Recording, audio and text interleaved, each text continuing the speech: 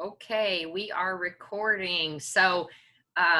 In this recorded lecture, we are going over chapter 3 together.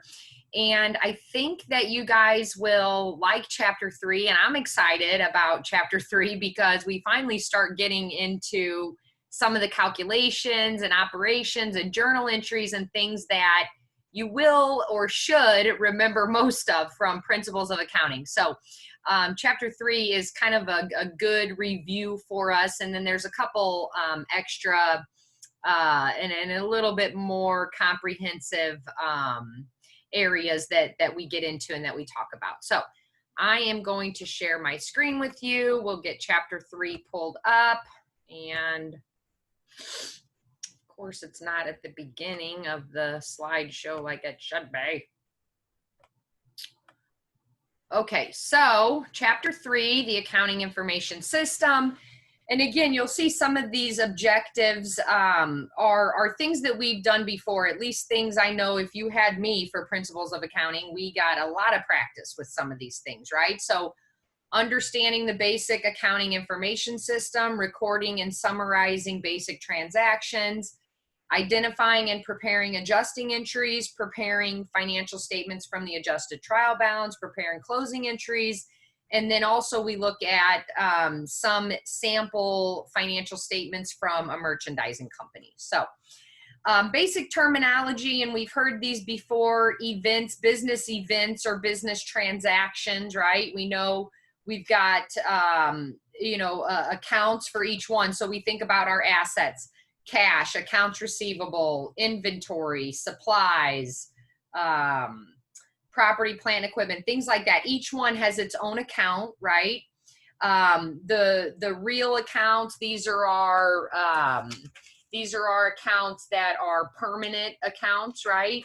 The nominal accounts are the temporary accounts. So when we talked about closing entries in Principles of Accounting, remember we closed out our revenue accounts, our expense accounts, and then the owner drawings or owner withdrawal accounts. So once we closed out those nominal accounts, then what is left are the real accounts, namely assets, liabilities, and equity, right? Hopefully we remember what a ledger is, right? Remember, each company has its, or not each company, but each account has its own ledger associated with it, or its own T account, where we keep track of all the debits and credits of that account, right? We do that, we do those debits and credits via journal entries. Once we do our journal entries, we post those journal entries into the ledger, into the T accounts. And then remember, from the T accounts, we prepare the trial balance.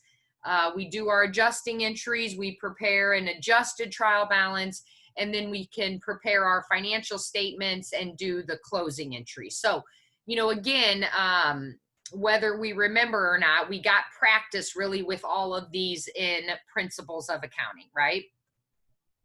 All right, so debits and credits. I know that if you had me for Principles of Accounting, and hopefully even if you didn't, you remember debits and credits, right? It's a double entry accounting system because for every debit, there has to be a credit, right? So there's a two-sided effect to this double entry system. For every debit, there has to be a credit, right? And so that's kind of what it's showing us here. And the balance of an account, which I guess I gotta click, here we go. The balance of the account is the difference between the debits and credits. So if you think about, we've got 18,000 in debits over here, and then we've got 3,000 in credits. So overall, we have a $15,000 debit balance, right? The difference between the debits and credits. In this example, we've got a debit of 10,000.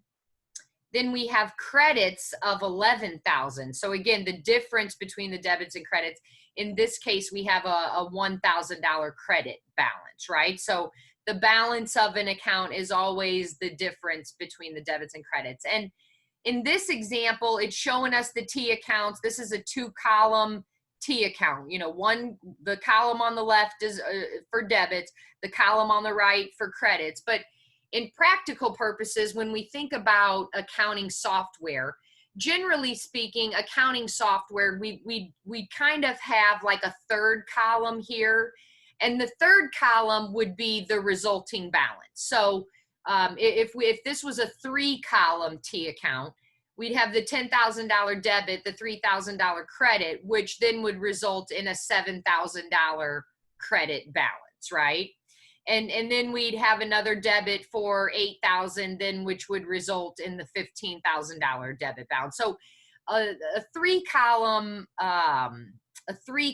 T account is really more what we look at when we think of accounting software, because within our accounting software, if we want to look up a particular account, again, it's not only going to show us all the debits and the credits, but it's going to show us in a third column the resulting balance after each transaction, essentially. All right, so the accounting equation, hopefully we remember this basic accounting equation: assets equal liabilities plus equity. Now, in principles of accounting, we called it owner's equity, right? Assets equals liabilities plus owner's equity. When we think about a corporation, though, we call it stockholders' equity. So there is that distinction there. Because remember, in a corporation, the stockholders are the owners.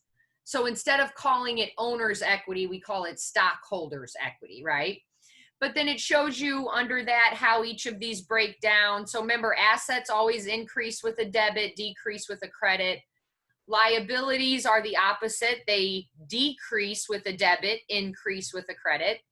And then if we drill down on that stockholders equity section, stockholders equity, and again, before, when we talked about in principles of accounting, when we talked about stockholders equity, we talked about owner's capital, owner drawings, revenues, and expenses, right? Those are the 4 that we talked about under owner's equity. But now when we think about a corporation and when we call it stockholders equity instead, if we drill down on stockholders equity, we find common stock, retained earnings, dividends, which dividends are like owners' drawings, right? That's a distribution to the owners within the company, revenues, and expenses.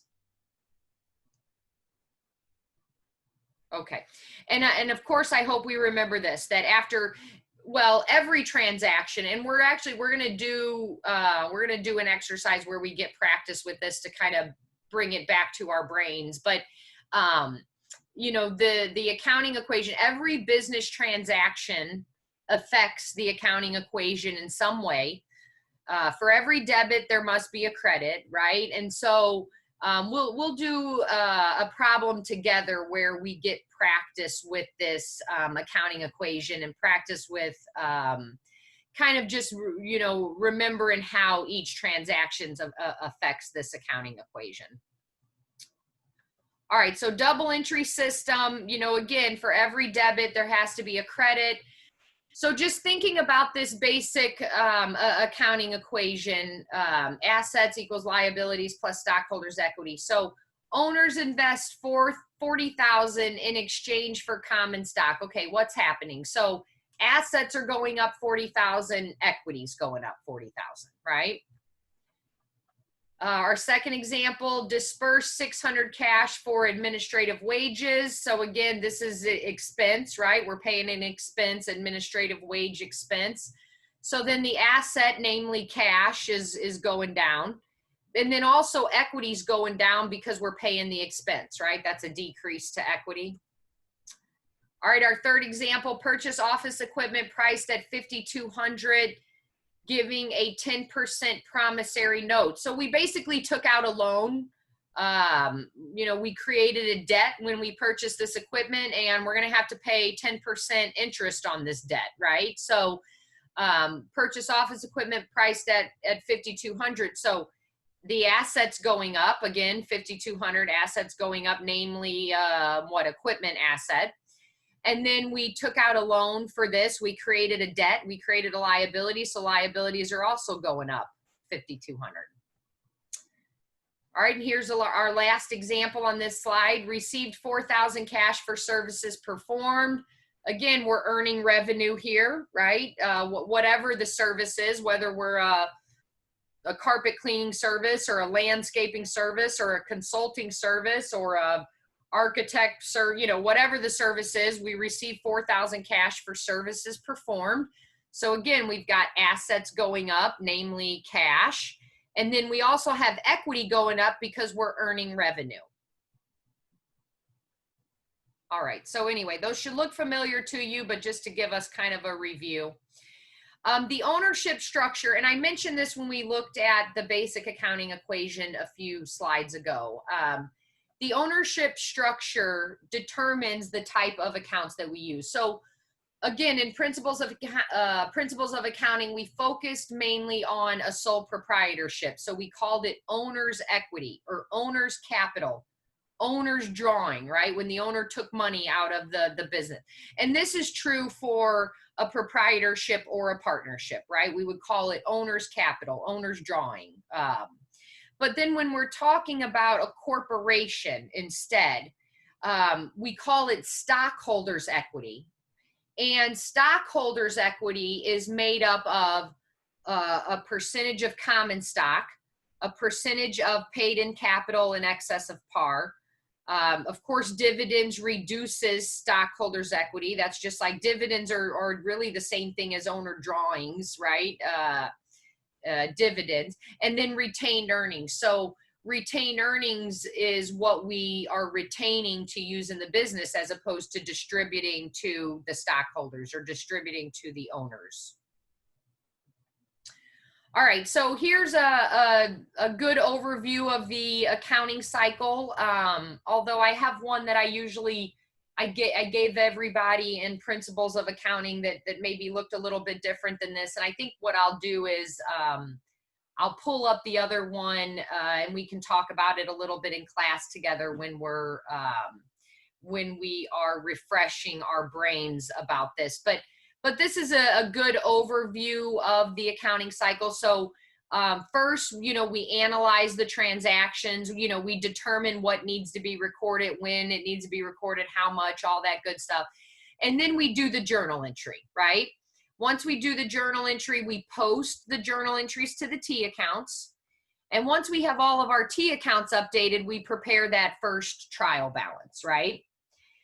And then we do any adjusting entries that are necessary. And I don't know where my little arrow guy is right now. I can't see him. Okay. And then we do any adjusting entries that are necessary. And once we have all the adjusting entries updated in the T accounts, we prepare the adjusted trial balance. From that adjusted trial balance, we prepare our financial statements. Again, for us, this is going to mean income statement, statement of retained earnings, balance sheet, and statement of cash flows. Once we prepare those statements, then we can do our closing entries and we close out revenue accounts, expense accounts, and the dividend accounts. And once we close out those nominal or temporary accounts, then we prepare the post-closing trial balance. So this is step 9 of the accounting cycle. We prepare this post-closing, and I just noticed it says trail, trail balance. That is not my error. These PowerPoints come from, resources from your textbook, but nonetheless, I need to fix it because it's going to drive me crazy. Trial, Lord have mercy. Okay, there we go. We'll go back now. Okay, post-closing trial balance. And remember, the post-closing trial balance should only include the real or permanent accounts, right? And then step 10, this is really on an as-needed basis type thing, reversing entries. So, these are really, if we find an error and we do need to do a reversing entry or something like that, this is really on an as-needed basis. But, I mentioned before, and I'll say it again, the company that I work for, we close our books every month. So every month we got to this point. Every month we got to statement preparation. Every month, right? And then at the end of the year is when we would do closing entries and the post-closing trial balance. So basically step 7, which is statement preparation. Step 7 we would get to every month. And then the remaining steps, step 8, the closing entry, step 9, the post-closing trial balance, those would be done at the end of the year. Okay. All right, so we're going to go through a few examples here, and I'm going to go through these pretty quickly because, again, many of these entries you've seen before and you've got, you know, umpteen practice with. So I'm going to go through them pretty quickly together, and we will get more practice in class together to you know, just remind ourselves of these and kind of grease our wheels a little bit. But this first one, so it says September 1, stockholders invested $15,000 cash in the corporation in exchange for shares of stock. Okay, so then we see what that entry looks like. Debit cash, credit common stock, right? And then the second sentence here, purchase computer equipment for $7,000 cash. So then we see what that entry looks like. Debit to equipment, credit cash, right? I mean, not too different than what we saw in Principles of Accounting.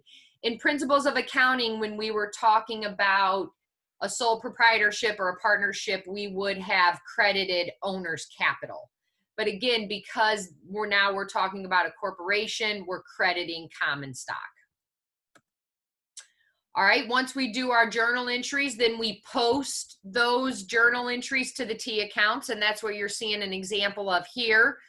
That debit to cash gets posted to the ledger account for cash, right? We see the debit here. That credit to common stock gets posted to the common stock T account or the common stock ledger account, right? All right, here's another example, and I don't know how many times I got a hot dog click through this thing. So October 1, stockholders invest $100,000 cash in an advertising venture to be known as Pioneer Advertising, Inc. Okay, so we see the journal entry, debit to cash, credit to common stock, and how that entry would look on both of these T accounts, right? I mean, like, hopefully you guys like remember this, because we're just going to keep from Principles of Accounting, because we're just going to keep building on it, and we're just going to keep doing more and more complicated stuff to it. So, all right, here's another example. Let me see how many times I got to click through this thing to get it to all show up. All right, so October 1, Pioneer Advertising purchases office equipment costing $50,000 by signing a 3-month, 12%, $50,000 note payable. So again, on this initial transaction, we're debiting equipment, which increases, of course, the equipment account. We're crediting notes payable, which is a type of liability, which of course is increasing the notes payable amount. So we've increased our asset. We've also increased our liability in this case. And what's going to end up happening, because this is, you know, a 3-month note, and over the course of the 3 months, we have to pay 12% interest on it, or at least the interest for, you know, for the 3 months that we have the debt or have the liability. We're going to end up recording every month some of the interest expense. That would become an adjusting entry at the end of the month. So we took out the note on October 1st. On October 31st, when we close our books, we'd want to recognize some of that interest expense in there as well. All right, October 2nd, Pioneer Advertising received, let me see, I know I got to click through these things to get stuff to show up. And okay, October 2nd, Pioneer Advertising receives a $12,000 cash advance from R. Knox, a client, for advertising services that are expected to be completed by December 31st. So we've got debit to cash, a credit to unearned revenue. Remember that unearned revenue is when our customers pay us in advance.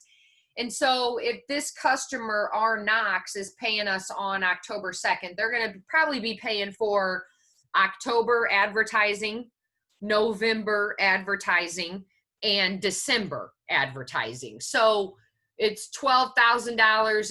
It's safe to say that, you know, 4,000 of it's going to be earned in October, 4,000 in November, 4,000 in December, right? We're going to have completed the services by December 31st, right? But for the time being, when we record the transaction debit, cash, credit, unearned revenue.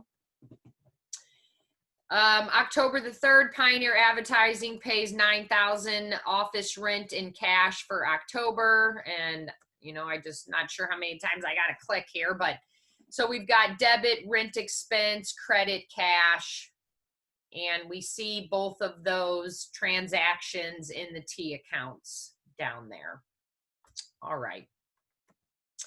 All right, so again, once we have all of our T accounts updated, we've done all of our journal entries, we have posted all of our entries to the T accounts.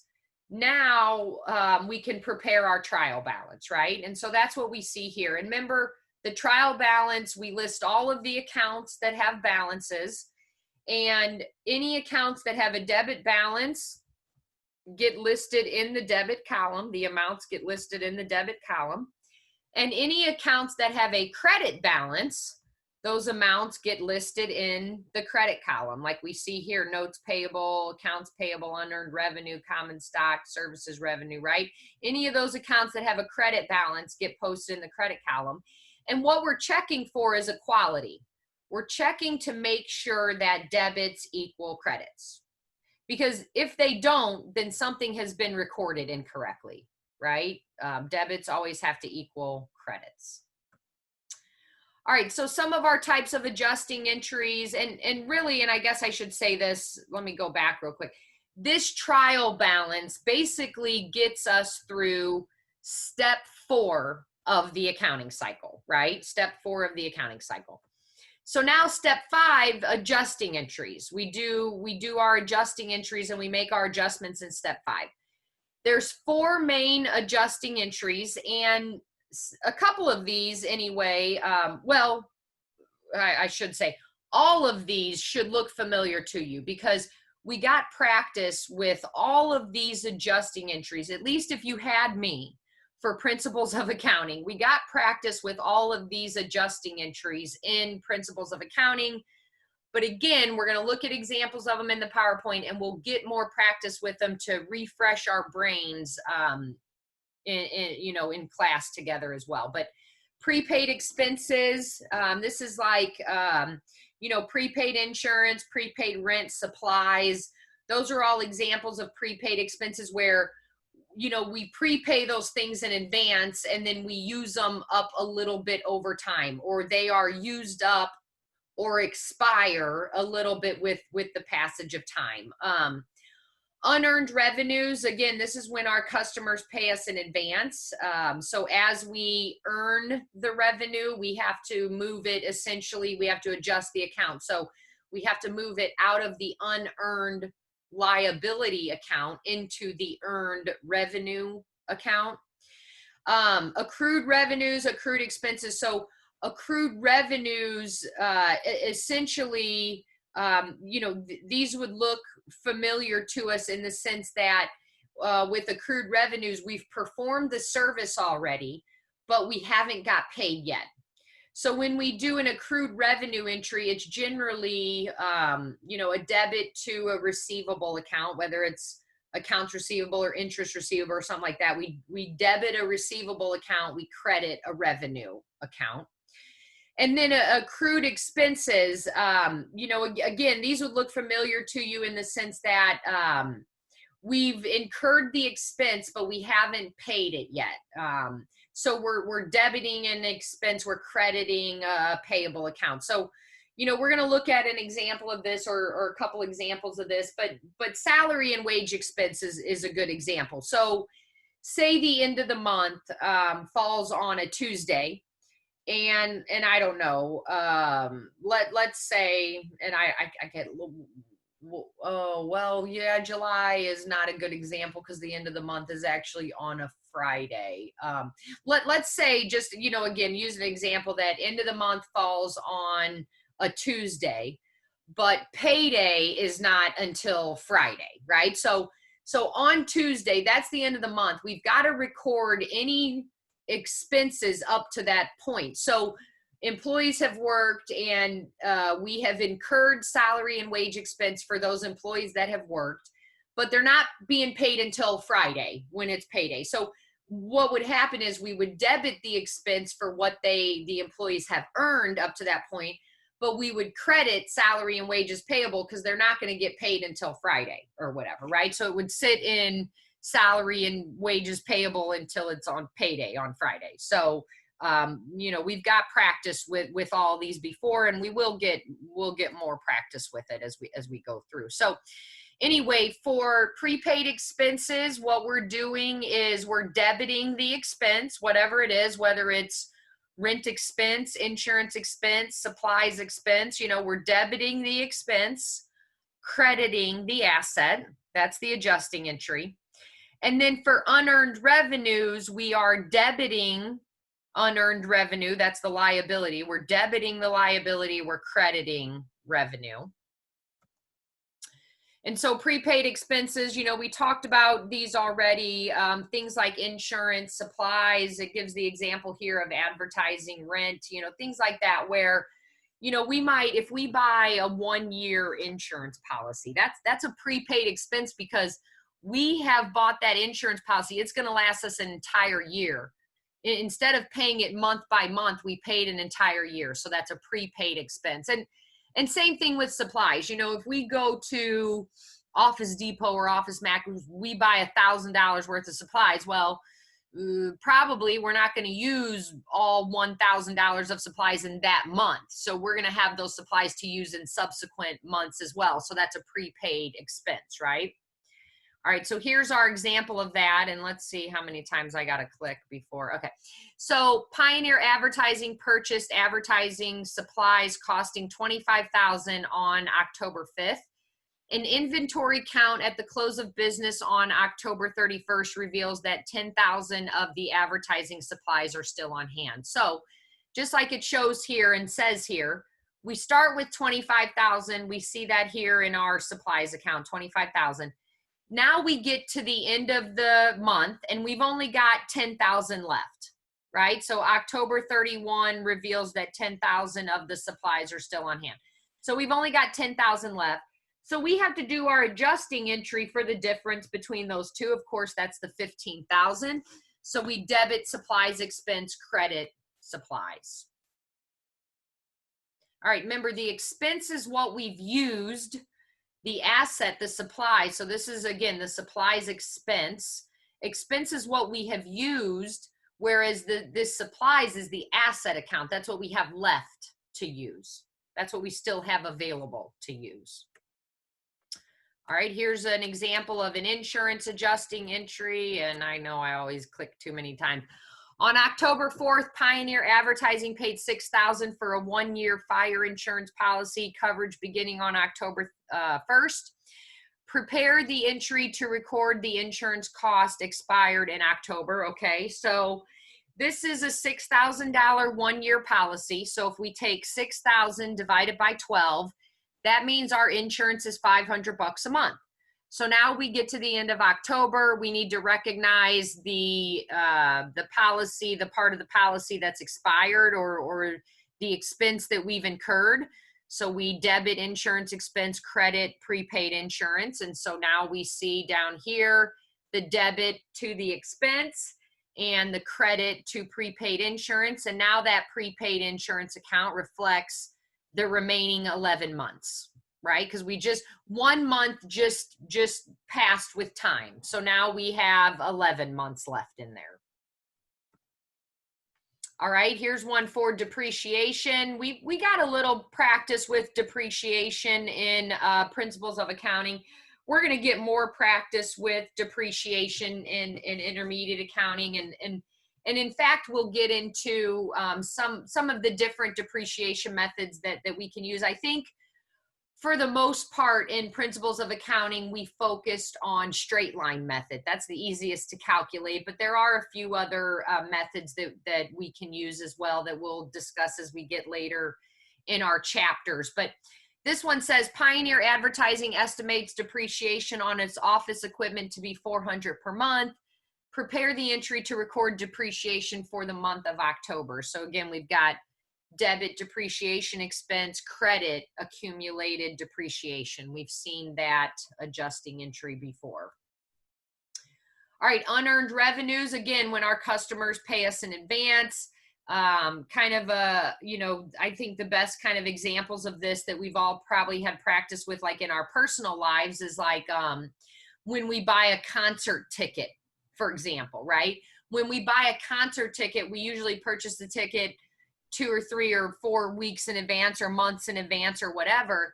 At that time, the concert venue books it as unearned revenue until the concert occurs, at which time it moves from the unearned bucket to the earned revenue bucket.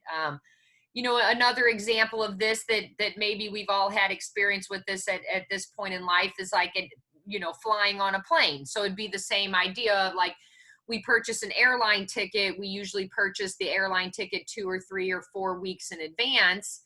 And at that time, the airline books it as unearned revenue until the date of the flight, until the day we take the flight. Once we take the flight, then they've earned the revenue. So then the airline would move it out of the unearned bucket into the earned revenue account.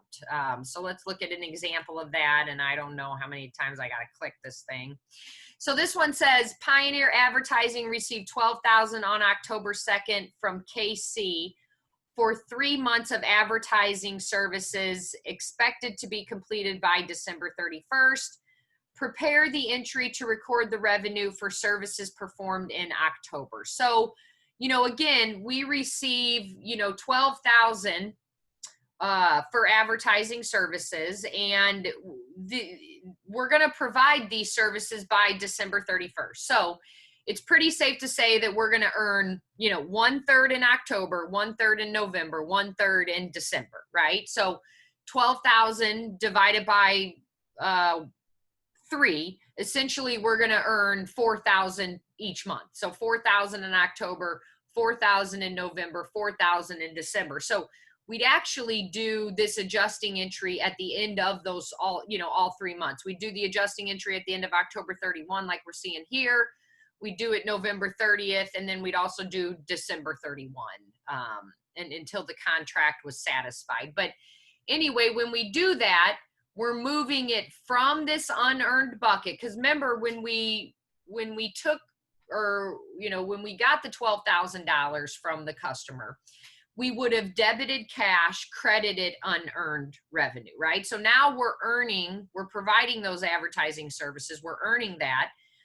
So instead of having a $12,000 credit, now we've provided $4,000 of advertising services. So now we only owe them 8, right? So then it's moving from this unearned bucket to now this is our earned revenue bucket. So we're debiting unearned, that's the liability account, decreases with a debit. So we're debiting unearned, crediting our revenue account. All right. All right, accruals, accrued revenues, accrued expenses. Again, we're going to see that these look familiar to us, not only because we've gotten practice with them before, but also because the journal entries or the adjusting entries are very similar to journal entries that we would do just in the normal course of business. So accrued revenues, we've earned the revenue, but we haven't been paid or we haven't billed it yet. So in that case, we're debiting the asset. Generally speaking, it's a receivable, some type of accounts receivable or interest receivable or something like that. So generally speaking, just like it shows here, we're debiting the asset, crediting revenue account. And then for accrued expenses along those same lines, we've incurred the expense, but we haven't paid for it yet. So I gave you the example of like salary and wage expense, where we would debit the expense for the wages and expenses, or salaries and wages earned up to that point, but we would credit the liability account because we haven't paid them yet. So, this happens in the example when, like I said, like end of the month falls on, a Monday or a Tuesday or something, and the employees don't get paid until Friday. So whatever salary and wages they've earned up to that point, we have to record. But then we put it in this liability account, and it stays in that liability, salary, wages payable, for example, until we pay it. All right, so here's our example of accrued revenues. Again, generally speaking, accrued revenues can relate to rent or interest or services performed. Either way, you know, we've provided something. We've provided, you know, a location to our renter, or we've provided a loan and we're owed interest on it, or we've provided services and the customer owes us. Whatever the case may be, generally it's a type of receivable account, as we'll see here. So here's an example of that. It says, in October, Pioneer advertised and performed services worth $2,000 that were not billed to the clients before October 31st. Prepare the entry to revenues for services performed. So again, we've provided the services already, but we just haven't been paid for it yet. So we're debiting accounts receivable, crediting revenue, right? And we see that here. We've done that one. That, oh man, that should look familiar to you guys. If it doesn't, then I may have failed you in principles of accounting, which I don't think I did. So hopefully that looks familiar to you. All right, and then accrued expenses, again, along those same lines. This will look familiar to you because we've done these entries together before. So here's our example of that. Hot dog, too many clicks. So it says Pioneer signed a 3-month 12% note payable in the amount of $50,000 on October 1. Prepare the adjusting entry on October 31 to record the accrual of interest. So, you know, again, if we take, you know, 50,000 times 12%, that would be interest for an entire year, but we only need 1 month worth of interest, right? So 50,000 times 12%, I want to say that it is 6,000, but I'm getting my calculator out here because I want to make sure that I'm giving you right numbers. Okay, so 50,000 times 0.12, right, 6,000, and then 6,000 divided by 12. So $500 interest is what we need to record, right? So we're debiting interest expense, crediting interest payable. All right, accrued salary and wages. This is kind of the example I gave you a few PowerPoint slides ago. So, you know, here we've got, you know, for example,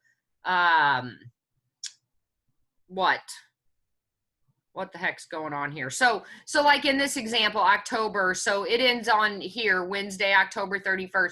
And then probably, you know, payday would be like Friday, right? So we need to adjust for these 3 days that were earned.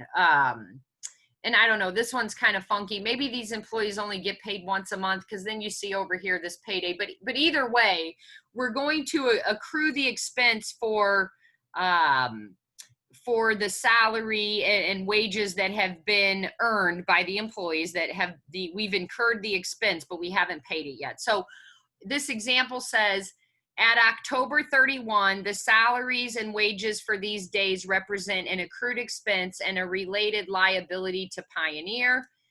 The employees receive total salaries of $10,000 for a 5-day work week, or $2,000 per day. So we're going to have to accrue 3 days worth that they're going to be paid in November. So we see that here. Hot dog. So again, $2,000 per day. There's 3 days in October that are going to be paid in November, essentially. So we're debiting salary and wage expense, crediting salary and wage payable. Right? We see that on the T accounts here. All right, bad debt. Now this is one that, trying to think back, did we talk about bad debt much in principles of accounting? And I can't remember. I don't think that we did, but basically, and we're going to talk about this more, and we're going to get a lot of practice. There's a few different ways that we can calculate and record bad debt. So we're going to talk about this more as we go through our book, but basically, you know, now just understand, when we think about accounts receivables, right? Remember, accounts receivables when our customers owe us money. Yeah, well, if we're being realistic, then we know that we're not going to collect all of that money. a portion of that is going to be uncollectible for whatever reason. Maybe a customer goes bankrupt. Maybe a customer just doesn't want to pay their bill. You know, for whatever reason, we're not necessarily going to be able to collect the entire amount in accounts receivable. So sometimes we need to adjust that account. And generally speaking, we would do this at the end of the accounting period. And so what we do in that case, and I know it's kind of just showing you the overview here, but we will get more practice with this. So, you know, don't concern yourself too much about it. We will get more practice with it and practice calculating these. I don't think, if I'm remembering correctly, I don't think this was one of the adjusting entries that we did in Principles of Accounting 1. But nonetheless, what we do is we calculate an amount that we think will be uncollectible, and that's our bad debt expense. So what we end up doing with this adjusting entry is we debit bad debt expense. And remember, expenses show up on the income statement, right? So essentially we get to deduct this bad debt expense, right? So we debit bad debt expense, we credit the allowance for doubtful accounts. And what ends up happening, and you know, this is why it would be nice if we were in the classroom right now, I would write this on the board, but what ends up happening is on our, just like where on our balance sheet, when we would list like equipment less accumulated depreciation, that gave us book value of the equipment, right? In the case of accounts receivables, we list accounts receivables less the allowance for doubtful accounts, which then gives us net realizable value. And again, net realizable value, we talk about that more, and we've got a whole chapter on it that we'll cover as we go through our book. So, oh, here's that journal entry. I already said it, but I guess I forgot to click it on there. So debit bad debt expense, credit allowance for doubtful accounts. They're not showing us where this 1,600's coming from. Let's see if it's a percentage of, no, that won't work either. So let's see, 74,000. No, that doesn't give us an equal. They're not telling us in this case how we calculated the 1,600. They're just giving us the 1,600. But generally speaking, we would calculate the bad debt expense based on either a percentage of accounts receivables or a percentage of sales. Again, we'll get into that more as we go through our book. So once we do all of our adjusting entries, we update the T accounts with the adjusting entry information. Then we can prepare this adjusted trial balance. So again, the adjusted trial balance is what we use to prepare our financial statements. The adjusted trial balance has all of the accounts on it that we need to prepare our income statement, our balance sheet, our statement of owner's equity, and in some ways, the statement of cash flows, although usually with the statement of cash flows, there's a little bit of additional information needed as well. So from that adjusted trial balance, again, we can prepare our income statement, our retained earnings statement, our balance sheet. And again, some of that information we would use for the statement of cash flows as well, although statement of cash flows, generally speaking, we need some additional information. We usually need you know, some like, if you would say, like notes to the financial statements. Okay. All right. So this is showing us here how these relate. So again, here's our income statement accounts. Here's our revenue account. And then right beneath it, all of the expense accounts, those come over here to our income statement. And then the statement of retained earnings, you know, again, follows kind of that same format of the statement of owner's equity, where we've got a beginning balance plus net income minus dividends equals ending balance. So we have the information there. And then the balance sheet, again, the top of that trial balance, those top accounts are what make up our balance sheet accounts: asset, liabilities, and equity. And we have gotten practice with several of these balance sheets before, and we will just continue to get more and more practice with it as we move through intermediate accounting and as we move through our textbook.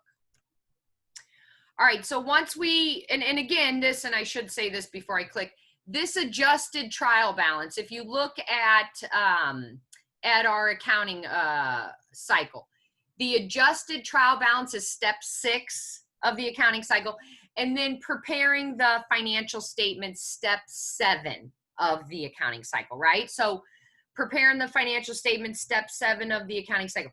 We get to that point every month when we close our books. And then step 8 of the accounting cycle, closing entries, is what we would do at the end of the year, right? So closing entries, just like it shows here, closing entries are meant to zero out the nominal accounts or the temporary accounts. So remember, these nominal accounts are revenues, expenses, and dividends. So we zero out revenue, expense, and dividends accounts. The point is to transfer all income statement account balances to the retained earnings account. And then all that's left over once we do that are the real or permanent accounts, which are the asset, liability, and equity accounts, right? So we'll see an example of these closing entries here.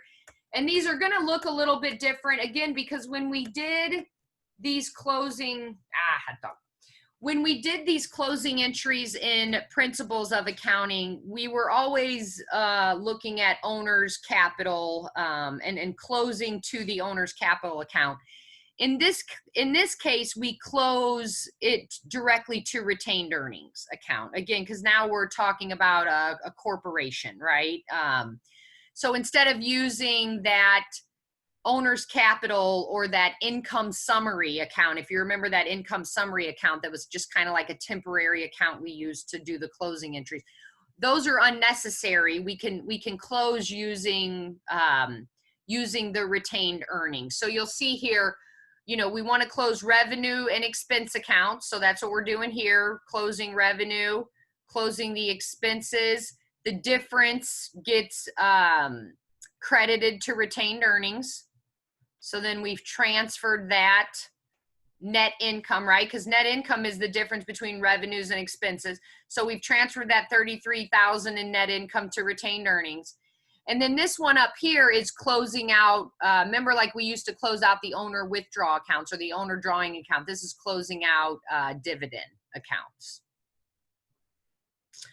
All right, so our post-closing trial balance, again, our closing entries, we close out revenue accounts, expense accounts, and dividend accounts. So now when we get to our post-closing trial balance, which is step 9 of the accounting cycle, we do not have any, you see here by looking at it, we do not have any revenue accounts left, or any expense accounts, or any dividend accounts, because those are the nominal or temporary accounts that were closed.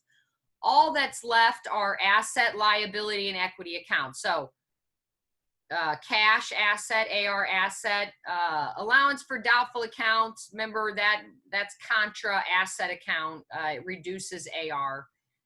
Supplies, prepaid insurance, equipment, accumulated depreciation. Again, that's a contra asset account, or it's opposite to the equipment asset account. It reduces the equipment asset account. Notes payable, accounts payable, unearned revenue, those are, and salary, wages payable, interest payable, those are liability accounts, right? And then common stock retained earnings, of course, are our equity accounts. But just like with the other two trial balances, the first trial balance we prepare, that's step 4 of the accounting cycle. Then the second, the adjusted trial balance we prepare, that's step 6 of the accounting cycle. And now we have our post-closing trial balance, step 9 of the accounting cycle. So of the 9 steps of the accounting cycle, 3 of them are trial balances. So, that equality and checking to make sure the debits equal credits is very important throughout the processes and the accounting cycle. All right, and you see here a little bit more comprehensive income statement. This is what's known as a multi-step income statement, and for our purposes and I don't know, did we ever? I don't think we did. So for our purposes in, now it makes me want to look back at it. Hot dog. I think I have a pretty good memory until I start trying to think about it. But, you know, we mostly did the single step income statement. We took revenues minus expenses equals net income, right? But now what we're looking at is the multi-step income statement, where we're taking, you know, total revenue or net sales minus cost of goods sold. That gives us gross profit. And then gross profit minus selling and general administrative expenses. That gives us income from operations. And then we take, you know, add or subtract other revenues and gains, other expenses and losses to get income before income taxes. Then we subtract income tax to arrive at net income. So again, principles of accounting, we focused more on the single step income statement. Now we're going to focus more on this multi-step income statement that we see here. Here's that statement of retained earnings. Again, statement of retained earnings, not very different from the statement of owner's equity. We take beginning balance plus net income minus dividends equals ending balance. When we get into the statement of stockholders' equity, that is a little bit more comprehensive, because again, when we're talking about a corporation, we have more than one equity account. So usually corporation, we've got, you know, common stock, we've got additional paid in capital, excess of par, which has to do with the stock transaction. We've got retained earnings, we've got dividends. So there's other, you know, several other types of accounts that fall under that equity, you know, equity category. So we will see that as we continue through the book. And then finally, a balance sheet. You know, again, we've prepared several balance sheets together. You know, not much different or not much more difficult than this. You know, the only thing I would kind of point out that maybe we haven't had so much practice with before is we've got these multiple receivable accounts. So we've got notes receivable, accounts receivable, interest receivable, less the allowance for doubtful accounts. So this $54,800, that's like our net realizable value, or the amount we expect to actually collect from our receivables, right? So that's a little bit different calculation there. Otherwise, property, plant, equipment, we were already used to taking away accumulated depreciation, so that shouldn't be anything new. Now down here under liabilities and stockholders' equity, again, we've got some different liabilities here. We divided up into current and long-term liabilities. And then member stockholders' equity consists of, you know, common stock and retained earnings in this case. It could also be, you know, additional paid in capital in excess of par, or additional paid in capital. The terms are used interchangeably, I guess you could say. And then it could also consist of stockholders' equity, you know, if we had treasury stock or preferred stock, you know, different things like that. It just depends on the company. So, all right, you know, chapter 3, again, chapter 3 is exciting for me because this is when we can finally start getting into some of our calculations and getting practice with this. And from here on out, we are going to be just like uber calculation heavy, right? Because I feel like, especially in some of these intermediate accounting concepts, is that it really is going to be good for us to get hands-on practice and multiple experiences with calculating, you know, some of these different things and applying some of these different concepts. So that is the end of chapter 3, and I will stop. Hi there. Stop sharing that, and I look forward to discussing and getting practice with these more in class together. Bye-bye, guys. See you later.